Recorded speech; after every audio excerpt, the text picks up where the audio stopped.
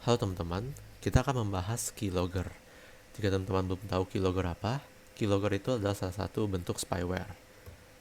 Oke, keylogger itu dia adalah mata-mata digital yang masuk ke dalam keyboard kita. Mereka bisa tahu tombol apa yang kita tekan di keyboard kita, sehingga bisa saja informasi pribadi kita, info penting kita, seperti password atau nomor kartu kredit tercuri karena keylogger ini.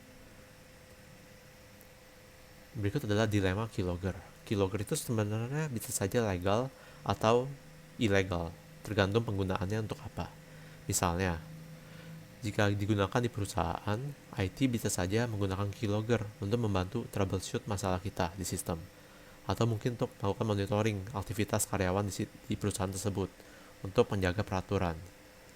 Nah, untuk penggunaan pribadi bisa juga untuk memonitor aktivitas anak-anak di komputer, sehingga parental control dapat dilakukan di komputer tersebut.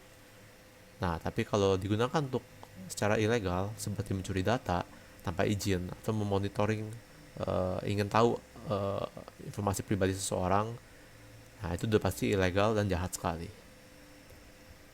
Berikut adalah jenis keylogger. Yang pertama ada software keylogger.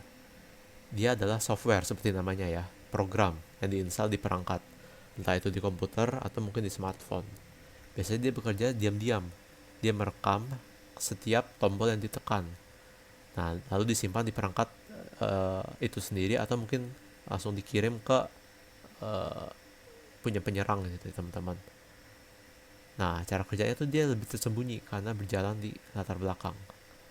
Nah, kedua ada yang namanya hardware. Hardware ini beda sama software ya, karena dia lebih ke bentuk fisik yang langsung disambungkan ke keyboard.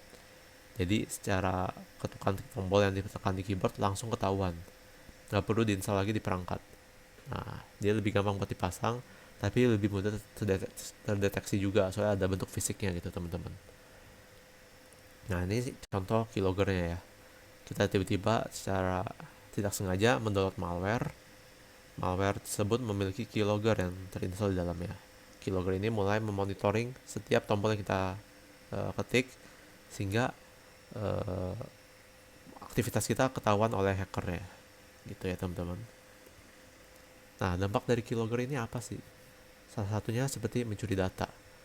Dia bisa mencuri data sensitif. Contohnya saat kita memasukkan password kita, atau mungkin kartu kredit atau info pribadi lainnya, ketahuan itu tombol yang kita tekan. Nah, sehingga nggak tanggung-tanggung bisa juga mereka mencuri identitas kita. Nah, kedua tuh hilangnya privasi. Orang kita lagi mengetik apa gitu, ketahuan semua. Otomatis privasi kita ya ketahuan, terinvasi gitu ya, hancur. Mereka bisa merekam segala aktivitas kita tanpa kita sadari. Nah, ketiga, duit hilang. Kalau seandainya kartu kredit kita ketahuan gitu nomornya, pinnya ketahuan gitu, bisa aja uangnya juga mereka bisa masuk ke dalam akun kita gitu, duit kita bisa diambil gitu. Dan terakhir, rusaknya reputasi. Kalau seandainya kita atau perusahaan kita dia ketahuan menggunakan keylogger untuk hal yang nggak benar, mereka memonitoring, nggak cuma memonitoring, tapi mereka juga mencuri gitu, otomatis reputasinya bisa hancur sehingga karyawannya akan kehilangan kepercayaan. Seperti itu teman-teman. Nah, berikut cara menghindari keylogger ini. Pertama, aktifkan two step verification ya teman. Seperti misalnya disuruh dikirimkan kode OTP itu teman-teman ya. Sehingga seandainya mereka mau login ke akun kita, ada pencegahan tambahan gitu. Lalu jangan download sembarangan teman-teman. Bisa saja ada bawaan virusnya ya, malware yang berisikan keylogger gitu. Ketiga mungkin menggunakan virtual keyboard gitu teman-teman. Jadi pakai pakai mouse ya buat ngeklik keyboard yang muncul di layar. Nah, terakhir yang keempat adalah menggunakan password manager. Sehingga saat kita disuruh login, nggak harus masukin manual passwordnya. Sudah ada password manager yang menyimpan password kita. Sehingga secara otomatis bisa langsung login gitu. Kelima, menginstal antivirus agar segala macam spyware atau tindak-tindakan yang memata-matai aktivitas kita dapat dideteksi dan dicegah langsung. Dan terakhir, mungkin ini lumayan jarang dilakukan, tapi bisa juga menjadi cara untuk menghindari keylogger, yaitu menggunakan software voice to text. Sehingga Kita nggak harus ngeklik langsung, tapi tinggal ngomong aja gitu, dideteksi dan dapat ditulis oleh sistem.